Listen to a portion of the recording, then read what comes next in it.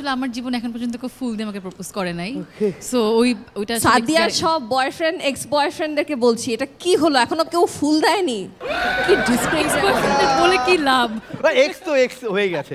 হাসো সিজন 7 এ চলছে পঞ্চম রাউন্ড, 5th লেভেলে আমাদের পারফর্মাররা পৌঁছে গেছে এবং 5 জন অলরেডি পারফরমেন্স দিয়েছে। একটা জোরে হাততালি।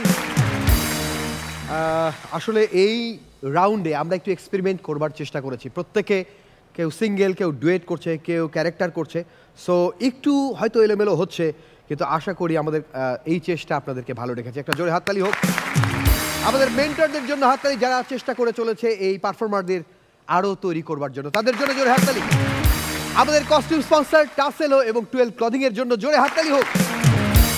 এই পাশে আমাদের 4 জন বিচারক রয়েছেন, তাদের জন্য বুক ভরা ভালোবাসা, একটা জোরে হাততালি। তুষার ভাই, আপনারা প্রত্যেকেই ক্যারিয়ারের একটা দীর্ঘ সময় পার করেছেন, কিন্তু মনে করতে পারেন কি ঠিক যেই মুহূর্তে প্রথম লাইট ক্যামেরা অ্যাকশন এই শব্দটা আসলো, কতটা নার্ভাস ছিলেন?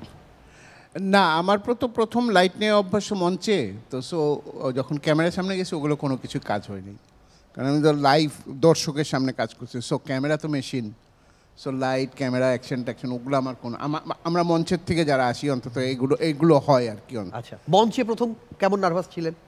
মঞ্চে ইনফ্যাক্ট নার্ভাস বলবো না, কারণ এক একটা নাটক আমাদের তখন হতো 6 মাস 5 মাস রিহার্সেল হতো। ওকে, সো এমনভাবে প্রিপেয়ার্ড হয়ে আমরা মঞ্চে উঠতাম যে ওই জিনিসগুলো কাজ করতো না। ওকে, এটা ছিল আর কি আমার, মানে এটা হয় আমাদের সবারই। ওকে, তুষার ভাইয়ের দীর্ঘদিনের অভিজ্ঞতা, সো তাকে নার্ভাসনেস নেওয়ার কোনো কথা না। শবনম ফারিয়া, আপনি তো মঞ্চে আগে কাজ করেননি, শুরুতেই একবারে লাইট ক্যামেরা অ্যাকশন। না, আমি মঞ্চে কাজ করেছি কিন্তু প্রফেশনাল মঞ্চে কাজ করিনি। আমি ইংরেজি সাহিত্যে পড়েছি, তো সাহিত্য পড়তে গেলে আপনাকে ড্রামা করতে হয়, আমাদের পড়াশোনার একটা পার্ট। তো সেগুলো স্টেজে পারফর্ম করেছি। শুধু পড়তে গেলে না, প্রেমে পড়তে হলেও ওই ড্রামাটা করতে হয়, ওখানেও লাগে, আমার লাগে। সো হ্যাঁ, স্টেজে আমি ওই ফর্মাল থিয়েটার করিনি, কিন্তু আমার জীবনে প্রথম ক্যামেরার সামনে দাঁড়ানো হচ্ছে একটা বিজ্ঞাপনের জন্য। একটা চানাচুরের বিজ্ঞাপন ছিল এবং আমার ডিরেক্টর ছিল আদনান রাজীব, যিনি খুবই ভালো ডিরেক্টর। কিন্তু আমার একটাই শট ছিল, সেটা আমি খুব কম করে হলো 50 বার দিয়েছি।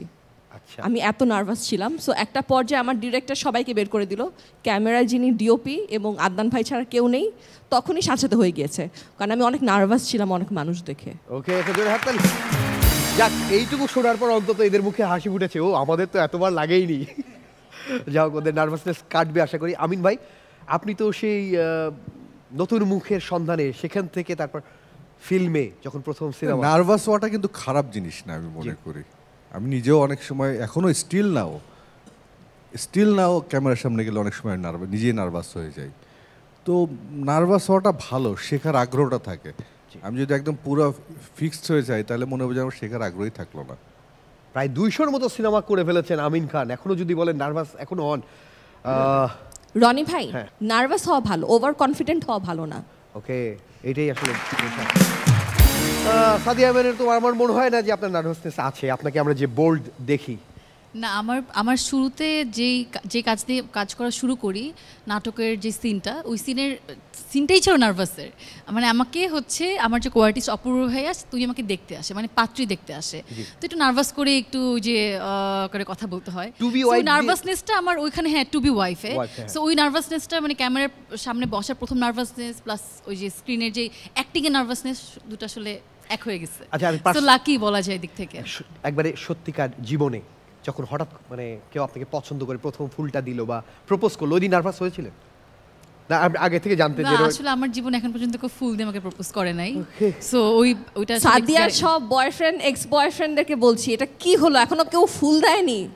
কি ডিসগ্রেস, বলে কি লাভ? এক্স তো এক্স হয়ে গেছে।